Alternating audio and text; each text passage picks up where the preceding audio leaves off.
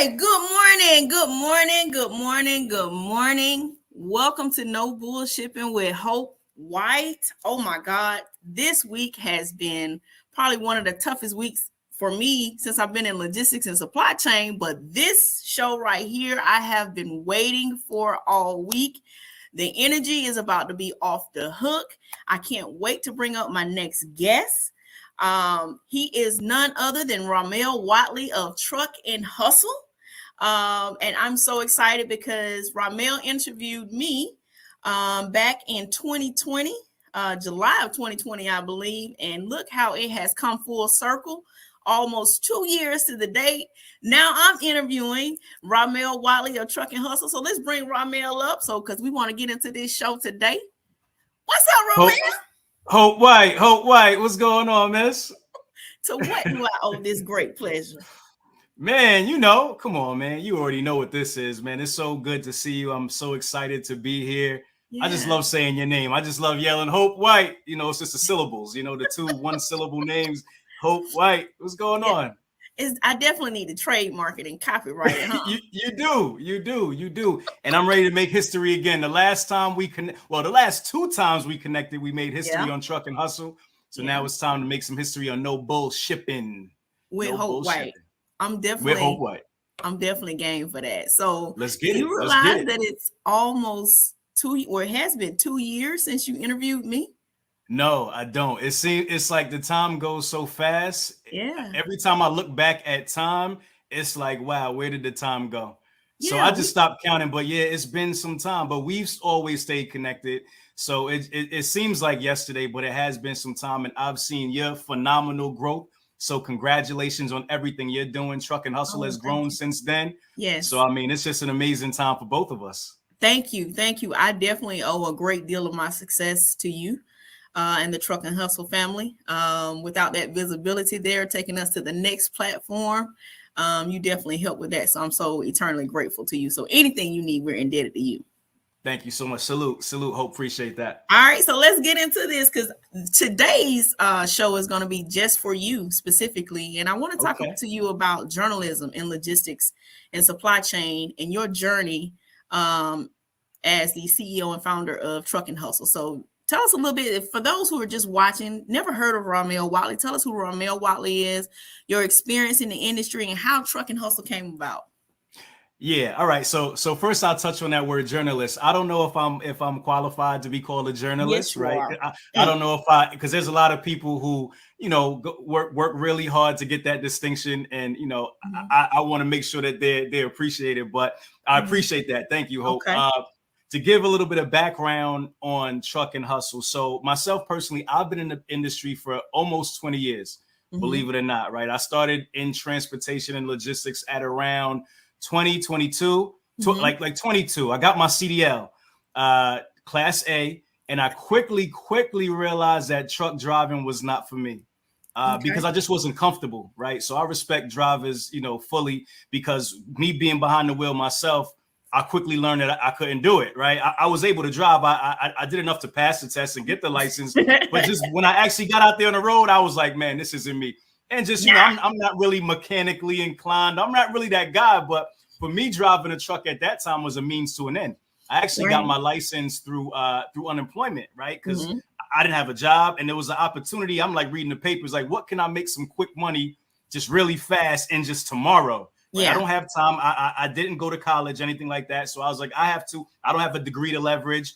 I need to make money tomorrow. So truck driving was one of those things, right? So got my license, but again, quickly learned that it wasn't for me. I was blessed with the opportunity with one of the first companies that I actually went to as a driver. They actually gave me an opportunity to be a manager. So the guy was a young guy. And we were talking and I was just explaining to him, like, being very transparent with him, like, yo, this driving thing isn't for me. And he was real cool. He was young, right? Like he was probably like where I'm at now, but like 10, 20 years ago, right? So he was like, man, have you ever thought about being a dispatcher? And at that point, I didn't even know what a dispatcher was. The only time I heard a dispatcher was like maybe through like police dispatch, right? But I didn't know how that translated into trucking, right? Right. So I'm like, well, tell me about it. He's like, man, all you got to really do is manage the drivers. You seem like a really cool guy. You're personable. We're having a good conversation. I think you'd be good for it. And I'm like, I would love it. So he's basically looking for a dispatcher at that time. And I'm like, all right, let's do it. He actually ends up giving me the job. Now, mind you, I don't have any transportation or logistics experience at all. Right. I don't know what the job entails, but literally just because me and this guy had a kind of good connection, great conversation, he offered me this job. So I was getting paid, I think $40,000 or $45,000 at the time. Ooh, which big at baller. that time was big money. 40K with no degree. You was at doing that it all. time. It's crazy. I was lit. Crazy. So I'm basically gonna be able to match, what I would be doing driving the truck, but I can sit in the office. So I'm like, all right, let's do it. So fast forward, not to bore people with that story, man. I end up growing in operations. I end up running that account. It was a multi-million-dollar Pepsi account for a small mom and pop company called Bond Transfer out of Maryland. Ran that account. And then I just kind of grew right in my career in transportation. So I went on to working for them. I went on to work for Ryder, which is one of the mega carriers everybody knows. I worked for their RIL division. Worked for a CVS account there, so we were delivering the daily groceries and dry stuff and all that stuff that goes to CVS. And I just grew in transportation, just learned a lot about management, operations, and so forth and so on. But the entrepreneurial bug was always in me. And I always wanted to start a business. So when I was working at Ryder at CVS, I would notice that during when we'd have what they call seasonal spikes, right? And we probably kept about 60 drivers on all the time. But because there were always holidays, right? CVS, they ramp up during the holidays. Like Home Depot, same deal, right? So when you have like Valentine's Day, you have Thanksgiving, you have Christmas, you have all these holidays. Peak season, we're going to ramp up to like 80 drivers, right? But they're not going to carry these 80 drivers throughout the whole year. So what they would do is they would get lease drivers, right? So they would reach out to these companies for temp drivers, and these drivers would actually work for these companies, but they would send them to us, and they would be like our drivers for that time being, and we were able to scale up and scale down as needed. So I got really cool with these guys because number one, I was booking them on the loads, and we just had that relationship. And I also got really cool with like the owners of these companies, and I realized that there wasn't a lot of these companies out there. There was a few companies that were supplying us. So I said, man, there's an opportunity here. So I ended up getting into that business. I actually ended up starting my own business in driver leasing. Full circle moment, ended up being a vendor for Ryder. Right. I ended up leaving Ryder, right? Started the driver leasing company, got out there, got some contracts, got some drivers, ended up doing an RFP for Ryder. And now I'm calling back Ryder and I'm sending my drivers to them. So that was like an awesome full circle moment for me to where I'm able to call these managers and high level people that used to get on my damn nerves. Yeah. Right. And now I can say, you need drivers, man. What do you need? Because mind you, with Ryder, there's a vendors list, right? Yeah. So it's not even about like, if they have to use me because I'm on the list, right? Yeah. As long as my rates are in line and as long as they need the drivers, they're gonna use me. So I can talk as much junk as I want. Yeah. And they needed me now. So it was really cool to do that. And that was a great experience. So fast forwarding again. Starting Truck and Hustle. Just with my experience in starting that company, I realized I did a lot wrong. Right. My first year, I almost went out of business my first year, although we did really, really well. Yeah. Right. From a gross perspective, we didn't manage our business well, right? We didn't manage our financials. We didn't take workers' compensation into consideration, which was huge. Yeah. Right. In New Jersey, workers' compensation is about 18% of every $100 worth of payroll. You have to pay your drivers. We had independent contractors, which we thought that we could just slide them to the customers and not have to pay workers' comp on them. But at the end, when we did that workers' comp audit, we ended up getting charged for those workers' comp. Wow. So a whole big thing that could be a whole nother conversation. Okay, well, hold on before we go too deep in that, because I'm going to bring you on back. Let me tell some people, hey, because I don't know if you notice over here, but the comments is on fire. We got a big audience over here. So I need to tell some people, hey, so good morning to Juan. We got Jamal out of Texas on. We got Dominga out of Chicago. Good morning. We have, I'm going to just say the last name, Rahmel. Good evening to you. We have Sarita from Lithia Springs. SJW Logistics checking in. Come on with it. Charles from Uganda this morning. We have Maddie. Uganda. All right. We have Maddie. We have Maddie from Dublin this morning. Siva from Chicago. Siva says, good morning, Hope and Rahmel. Excited about this episode. Rahmel, thank you for interviewing Hope 2 years ago. You allowed us to gain an awesome mentor. Come on, Siva, with the plug. And then we have Ermin from the UAE. So thank you, everyone, joining us this morning. So go back. Yeah. What was your purpose for creating Trucking Hustle? All right, cool. So Trucking Hustle was born out of the fact that when I started my business, I was very ignorant to business. Okay. Right. Like I knew I had the entrepreneurial spirit, but I didn't have the foundational knowledge to really actually run a business. And I felt that there was a huge void, specifically in our community, like with a lot of the people that I knew. Right. They all wanted to be entrepreneurs. Everybody wants to be a boss. Right. It's very trendy and popular to be a boss. But a lot of times we don't know exactly what it takes to be a boss. The fact that we have employees and that they're dependent on us, and what really, being a boss is about service. Right. Serving people. And then also 100% service and understanding how to run a profitable business.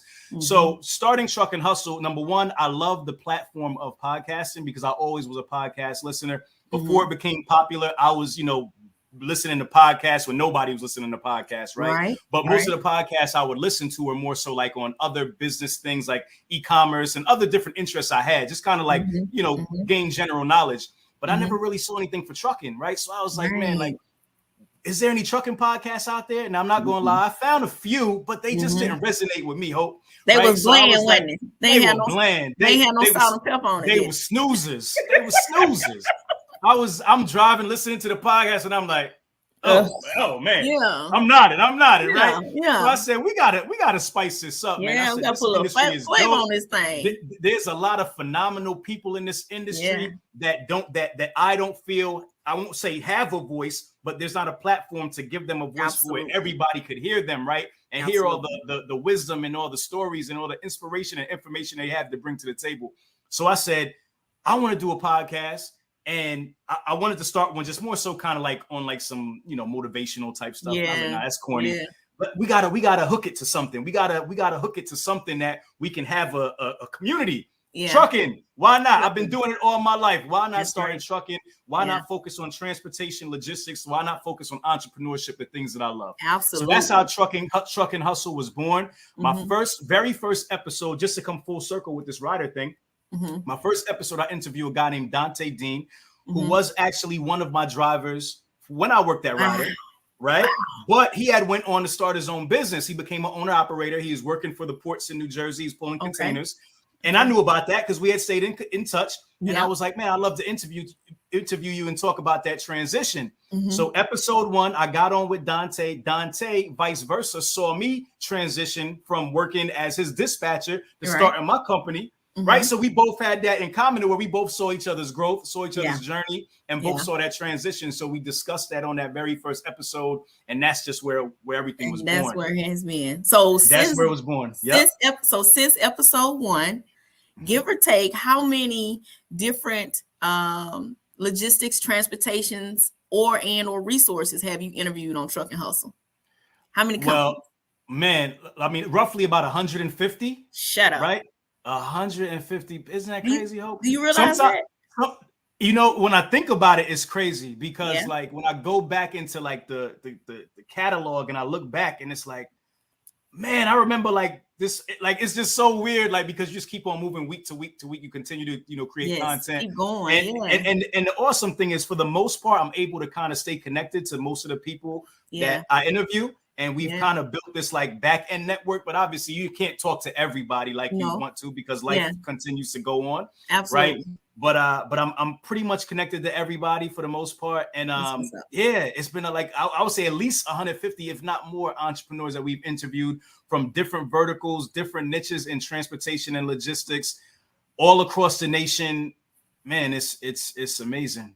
So let's take this segue into my next question to you, which is, since you've interviewed over 150 different entities from all walks of life, from dump trucks to freight brokering to container storage, container drayage, heavy haul, oil field, dispatching services. I see you doing factoring and resources now, getting into the tech piece of the business. what has Rahmel learned from the moment that he was dispatching to now about trucking and logistics? That's a great question. I've learned so much. Number one, I've learned that there's more than one way to skin a cat, right? Come on, cat. Come on, right? skin him. Right? Come on Like I've learned that cliche, there's more than one way to skin a cat. You learn that everybody will tell you their way is the right way, but everybody's way is the right way if it worked for them, right? If it works for them, that's right. If it works for them. So I've learned that there's no true like North Star. The North Star is whatever your North Star is, whatever your journey is. That's right. And there's so many different variables to that because it's not always just simply the work, it's everything that's around the work. It's the people you meet, it's the network that you have, the relationships, it's the different the relationships, the different things that happen along your journey.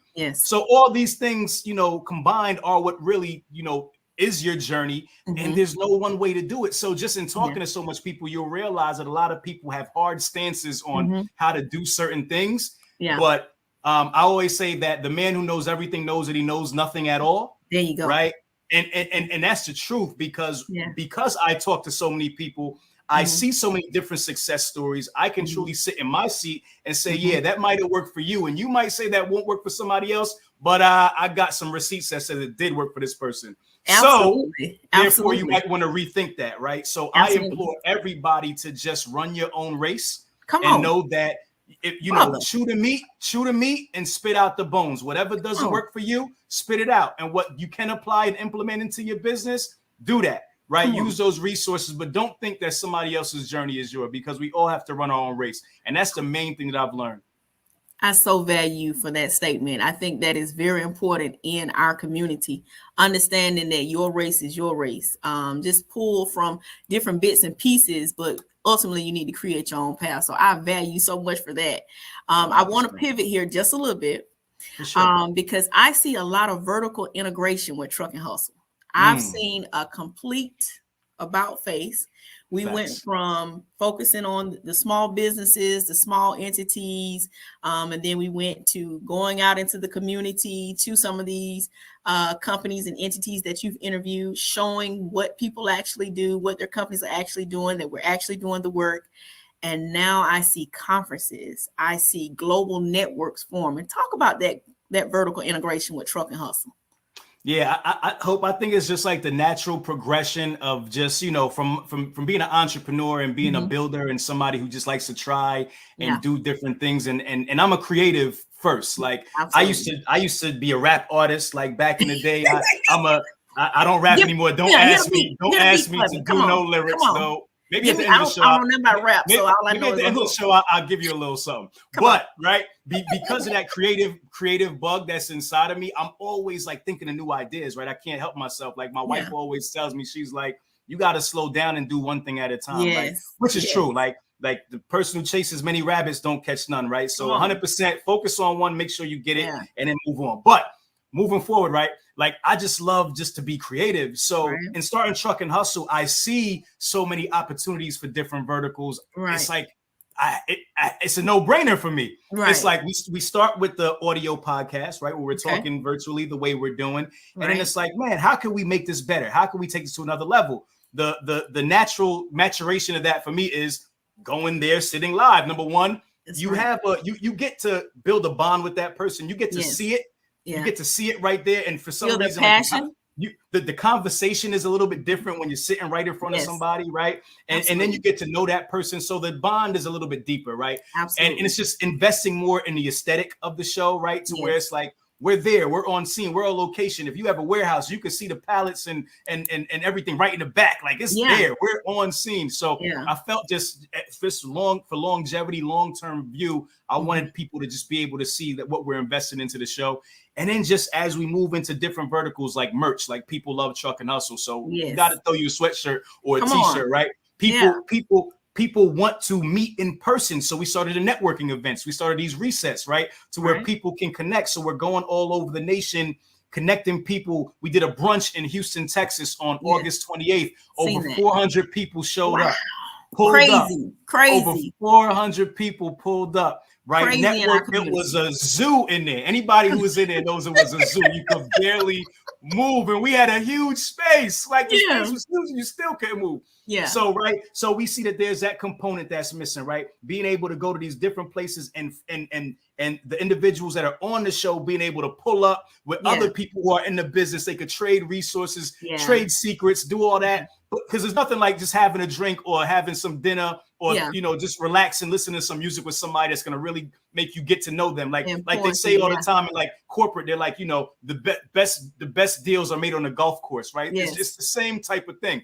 Right, that's where the deals are made, where you can let your hair down, be yourself, and people get to know you because people do business with people they know, like, and Absolutely. Know, like, and trust. Right. Absolutely.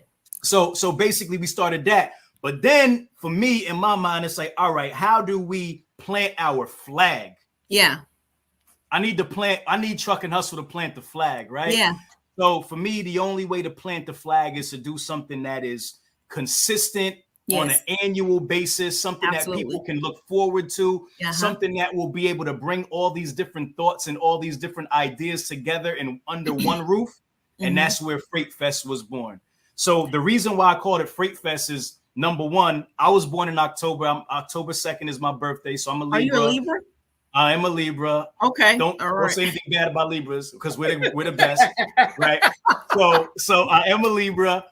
So fall is my season. I love fall. Number one, I like to dress. I like to be able to dress up or dress down. It's not too hot, not too cold. Right. You know, and you know, in Halloween they have Fright Fest. You know, people get excited Fright about Fest, that. Right. I was like, nah, man. I was like, how can we do something that's huge, that's global, that everybody can identify with in transportation and logistics? And it's Freight Fest. It's always freight. If that freight is moving A to Z, regardless of if it's on a boat, an airplane, a container, a truck, whatever. Last mile, whatever. If you're doing DoorDash, you moving food, that's freight. It's all freight, right? So I wanted to bring it all together. So we created Freight Fest.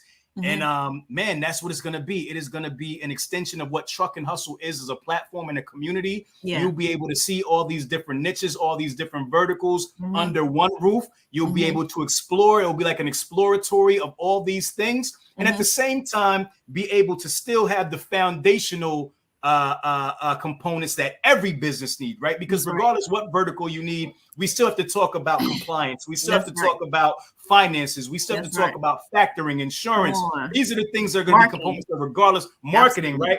Yeah. Regardless what business you're in, you're going to have to implement these things, right? So we tie all these things together, but then we have that underlay of the important foundational wisdom that we need. So that is Freight Fest mixed with mixers, some fun, some energy, no snoozers, no falling asleep while you're there in the conference. Because I've been to some, no shade, you know what I mean? But sometimes you get a little lonely. Ooh, stick a pin right there. I want to tell some people hello. Hold on 1 minute, because I want to hit that. Stick a pin right there. So we got some more people that have joined us. Oh my God, Rahmel, these comments is on fire. So we got Kavita from Matrice Solutions. We got Kenyette from Tampa. Hey, Kenyette, how you doing? Jay Jamal says the catalog of collection of people that's going to be there is going to be amazing. Sue from On Q Logistics says my two favorites in the game. We have a LinkedIn user, we don't know who that is, says great conversation. What advice would you give entrepreneurs that are just beginning, Rahmel? Here's my advice. I don't even gotta wait. I would say number one, okay. I'm gonna try not to be cliche. I'm gonna try to give some good tangible information here. I want to hear from Rahmel. Yeah. Okay. Number one, you have to gain deep knowledge about something, right? Yes. Deep knowledge is so important. When I say deep knowledge, I mean become a practitioner of whatever it is you want to get into. That's right. Read every book, watch every YouTube. Yes. Find people who are doing the same thing you want to do and do the deep knowledge. Now, the reason I say that is not just because it's going to help you with your business. I say that because when you have an understanding about something, right, and you understand better than somebody else, right, you can become a resource to your customers. Yes. Right. When you can tell your customers more about their product than they can. Oh, come on, somebody. Church. Right. I'm laying the tile on the altar. Right? Come on with it.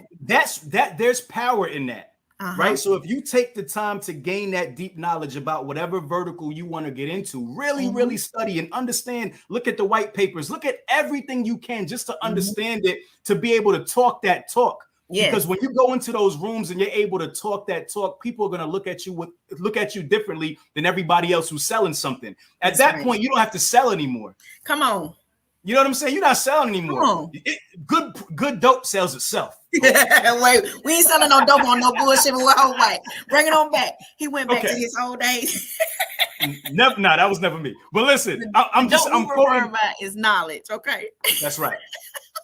That's a quote from was that American Gangster? American Gangster. Yeah. Right. Blue Magic. Right, Frank Lucas. So I say that for all my folks who understand that, right? So if you have a product, I'm sorry, Hope. I gotta be me.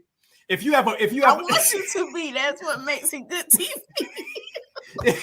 if you have a product, right, that sells itself, and that product can be you. You can productize yourself. Productize your knowledge, because in the beginning, all you have is that. That's right. Number two, what I'm going to put with that is be honest, be transparent. Absolutely. Don't go out here and lie to these folks and, tell them you've been in business for 57 years and, 100 years of business because you, your partner, and your 20 other friends got combined 100 years of transportation and logistics. Man, listen, use that to your advantage, right? This is how you flip it. You say, listen, I understand that there are other companies that may be more established than me, right? Yes. But they're not as hungry as me. Absolutely. Right? They have 1,000 customers. I only have you. Yes, right. So I'm going to focus on you. I'm going to make sure I do the best job for you. And if you give me a chance, I promise you that I will deliver. So you have to flip your disadvantage and make it an advantage. Yes. Right? Yeah. So people always go into the mindset that you got to fake it till you make it. You don't always got to fake it till you make it. You got to be real. You got to be real. Because people can see through the BS. Don't let somebody catch you in a lie or catch you saying when they ask you a question, if you don't know, you don't know. Listen, sir, I don't know that. But what I will do is I will find out and I will make sure I get right back to you and I will follow up. Be transparent, be real. People see that. And if you do that, I guarantee you're going to have longevity in business. That's what it's about. Stop trying to fake it till you make it. That's bad advice. Oh, wow. Whew. Rahmel, we done went the whole 27 minutes, and I think we can go another 27. You hear me? Let's go. I'm ready. Whatever you need to do. I told you I was here, Hope. God. I told you I was here for it. I'm ready. Because I don't get to talk on my podcast. I just close my mouth and let my guests do their thing, man. But I'm here. I love it. I love it. So closing out here. Yeah. You have dropped so much on us so quickly. It is insane. And I really value your honesty and transparency there. For sure. Freight Fest. You pulled me out of my shell. I will be there. Yes. But I know you're going to have a slew of top people in the industry. Do you want to give a few of those who are going to be there so people can know to go ahead and register now at freightfest.com? Yeah, for sure. So I don't want to just name drop because I don't want to forget anybody, right? So what I will say people to do, check out freightfest.com. Yeah. If the link should be up there somewhere. Check it out. Check out the speakers that you see there. That speaker list is not complete. Yeah. It is still evolving. It is still growing. So that is what we have so far. And there are some other things that we have going on. So number one, follow that list. Follow freightfest.com. Watch for updates. Watch Truck and Hustle social media. We did create an Instagram for Freight Fest called Freight Festival. So just watch our social media as we continue to make announcements. But what I can promise you, Hope, is that the speaker, the speakers, the guests, the run of show, everything that we're putting together is going to be top notch. It's going to be innovative. It's going to be creative. It's going to be different. It's going to be like nothing that you've ever experienced before at a conference. Right. It will have the truck and hustle ish twist to it. So we will make sure you have fun. We will make sure there's energy in the building, and we will make sure that you leave better than you came. Ultimately, I wanted to make sure that this conference is not, no pun intended, just selling hope.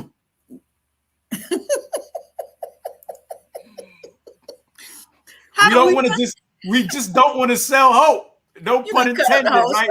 We want you to be able to leave with tangible things that you can implement next day. Absolutely. Right. So I'm going to personally speak with everybody and just make sure, hey, what's that framework? What's that resource? What's that network? What's that tool? What's that tip?